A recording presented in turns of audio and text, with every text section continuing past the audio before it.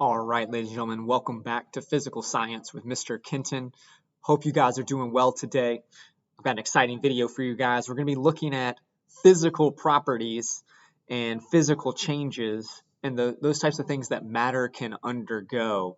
And so if you think back to the previous video, we looked at a very specific set of physical changes when we talked about phase changes. So going from a solid to a liquid to a gas, or going the opposite direction from a gas to a liquid, or from a liquid to a solid, right? And so as we begin to dive in and look at these particular properties, I want you to just kind of think about the context of physical properties. These are the things that we can detect with our senses.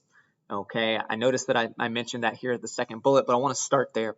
Physical properties are things that you and I can detect with our five senses. So that means using our eyes, using our nose to smell it, using our ears to hear it. Perhaps there's a way for us to feel it and to touch it and to see what it feels like.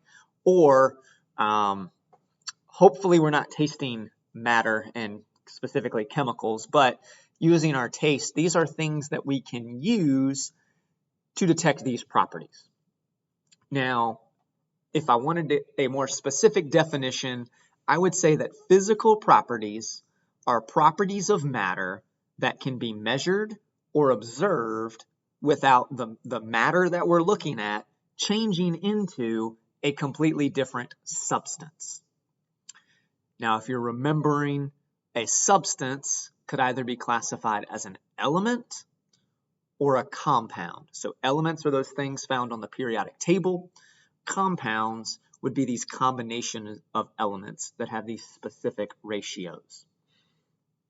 So a physical property is something that can be measured without changing the matter that makes up that substance.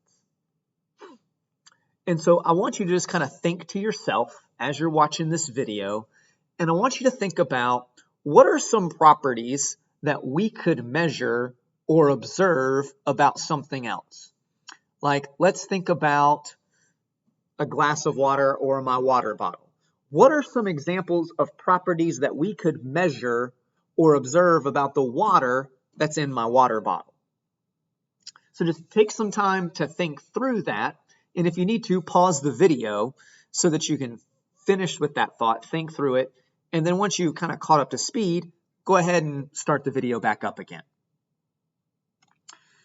Now, here are some examples of physical properties that I think that you guys should be aware of. So some common examples would include the color of an object, the hardness of an object, the odor or the smell of that particular object, the melting point of that particular object, so thinking about phase changes, boiling point of the object, its ability to conduct heat. And so what I mean by that is when it's heated up, does it heat up really well also, or does it tend to not get hotter as you apply heat to it? It's electrical conductivity.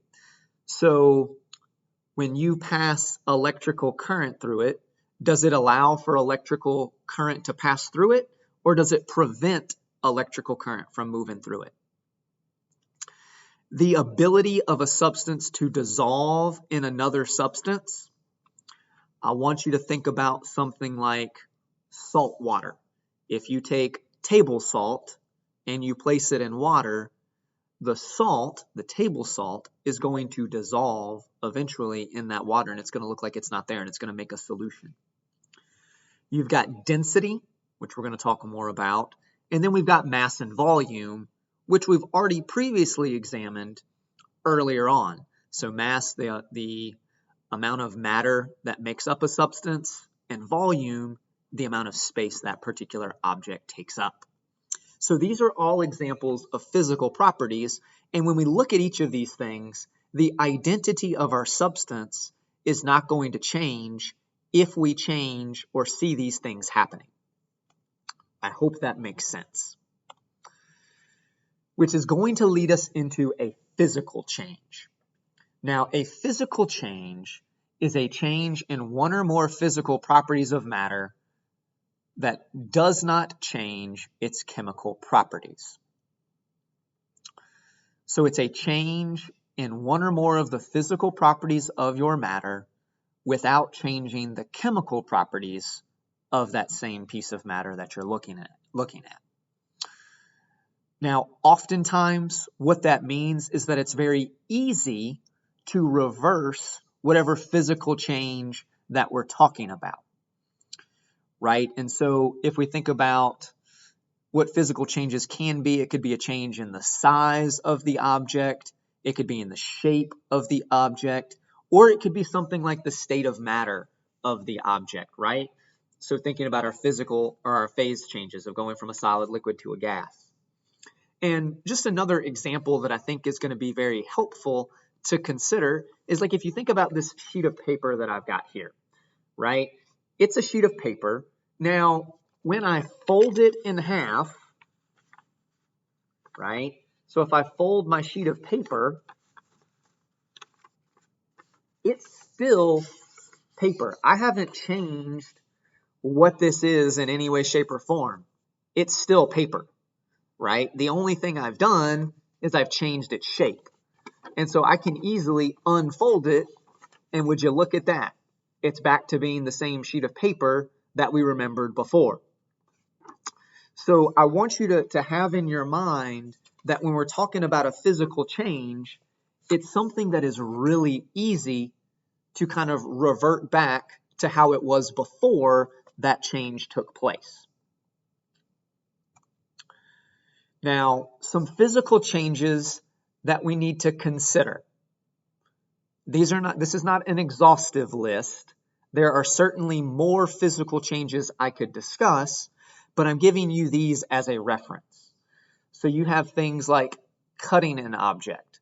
Like if I cut a piece of paper, it's still paper, right? We already saw with the bending, you could almost think of it when I folded the paper. That was like me bending the paper. It was still paper. Dissolving a substance. So like my table salt and water example, that's a really good example of something that's being dissolved. It's still the same substance. It's just changing how it physically looks. And then I've listed here those different phase changes that we saw previously, something like freezing or boiling, melting, condensing, or evaporating.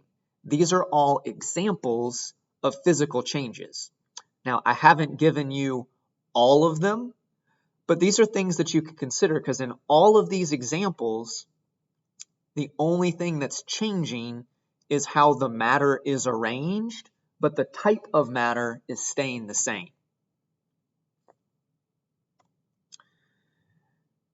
Now we've got density here. I want to take some time to focus in on density specifically because it's a pretty unique property because there's some mathematical components that we can tie into it. And so density is a physical property that describes how closely packed the particles of matter are.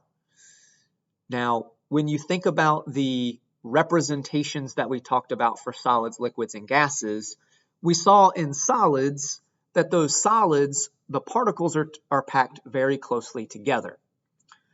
Well, if a substance is more dense, what that means is that you have more of those particles fitting in the same size space for a given substance. And so ultimately, the more tightly packed the particles are, the greater the density of that particular object as a whole. Now, density is also going to show us a unique relationship between the mass of an object and the volume of an object. And so here is how we can relate density, mass, and volume together. So density is going to be equal to the mass of an object divided by the volume of that particular object. Now, you could see this written using variables in an equation where you see D equals M divided by V. That would be the mathematical equation for solving for density.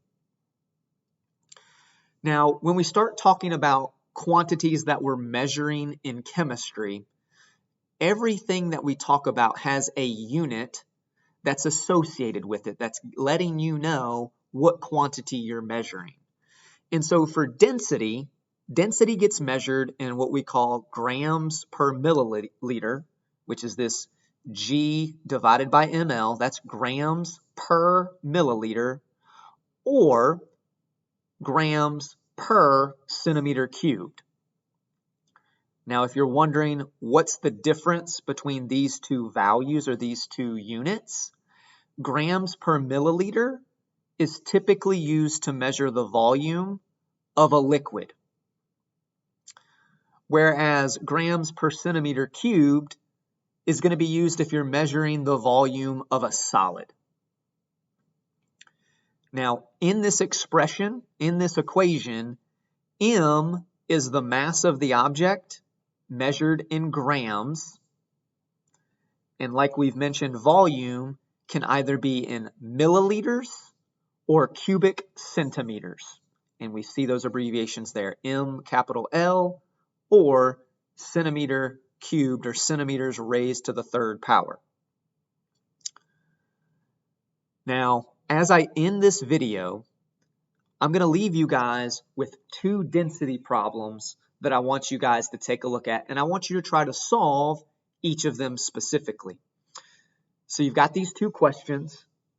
The first one says, what is the density of a liquid that has a volume of 30 milliliters and a mass of 300 grams? And the second question, if mercury has a density of 13.6 grams per centimeter cubed and a mass of 25.1 grams, what volume of mercury do we have?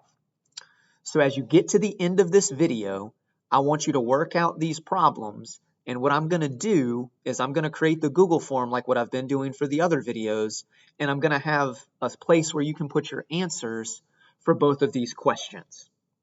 Okay, so once you've watched this video, complete the Google form, submit it, so then I can take a look at what your responses are. Thank you guys so much for joining me today. Hope you guys are doing well, and I look forward to seeing you guys again soon. Take care.